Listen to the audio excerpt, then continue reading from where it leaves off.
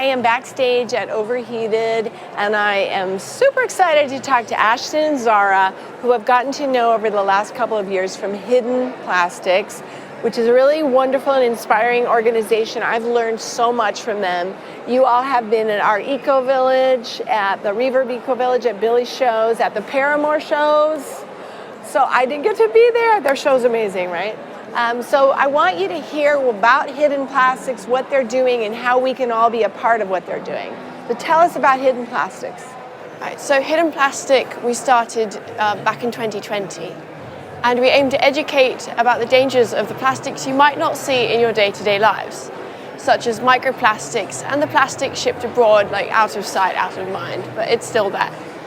And we do so through videos, and we've also been trying to get PepsiCo to sponsor 20 ocean cleanup interceptors. Why do you call it Hidden Plastics? You kind of said that, but why we see plastic everywhere? It's because of the plastic that you don't normally see, like microplastics, for example, that you ingest every day. And also because the plastic that you don't see, like as I said, that they're shipped abroad, so you don't know that they're really there, but they are there. And they're a problem. I see. You know, I feel like we hear about microplastics a lot, and we even hear they're in our bodies, they're in our brains, our hearts. How does that happen? And are we talking about single-use plastic degrading into in that, or what about more solid plastic? Well, you see, plastic doesn't disappear. Because when plastic is made, it's made to be incredibly durable, but it breaks up over time in the sun. Plastics are photodegradable, so they go and break down into tiny pieces called micro and nanoplastics. Microplastics are big enough that you can just see, but nanoplastics, they're so small you need a microscope to even see it, and it leaches so say you have some food in plastic packaging. Well, the microplastics will leak from the packaging into your food, and you ingest 1 credit card's worth of plastic every week. 1 credit card. What's happening to that plastic? Well, the plastic, to start off, it comes from many sources. You get the larger plastics, they're left out and the environment, it degrades them over time. But then also you have, say, your clothes, like your t-shirt's made of polyester. As you wear it, you rub it on things, and then that comes off. That's microplastics kind of shedding into the environment around you. And so it's coming from so many different levels, and it's contaminating everywhere.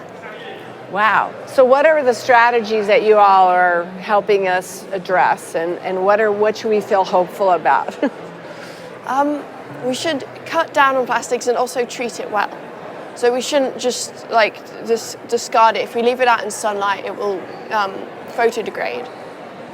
And can you just say, if someone's taking that in their home life, right, and they don't want to leave plastic out in the sunlight, is that more single-use plastic, like bottles and bags, or is that even what looks to us like a very hard, almost glass-like container? Does that biodegrade in the sun?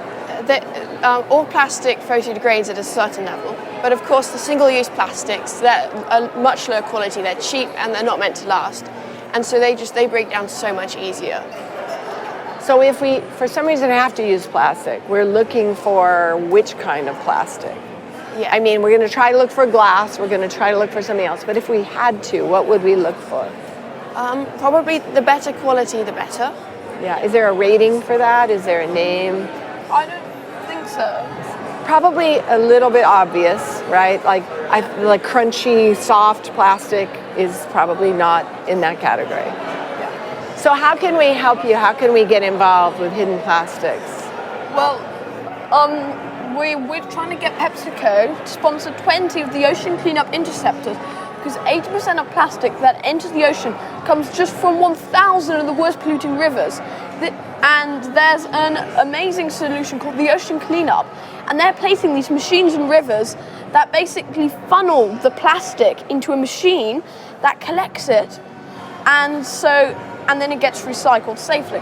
And just installing 1,000 of them would stop 80% of plastic entering the ocean. So we're getting a campaign to get PepsiCo one of the largest food and drink brands in the world, and also the second largest plastic polluting company in the world, to sponsor 20 of these ocean cleanup interceptors for 1/6 of 1% of their net profit last year to clean up.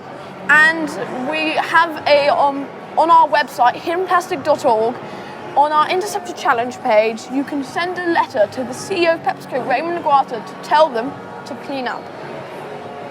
Wow, we heard it right here. We have something to do. We have homework today. I'm so excited about you both and what you're doing, and I've learned so much from you, and I hope you'll keep sharing with us. Maybe there'll be some good news on this. You'll let us know if you get movement. Follow Hidden Plastics, sign the petition, and so great to meet you. Thank you guys for, not meet you, I know you well now. I'm honored to see you again. Thank you.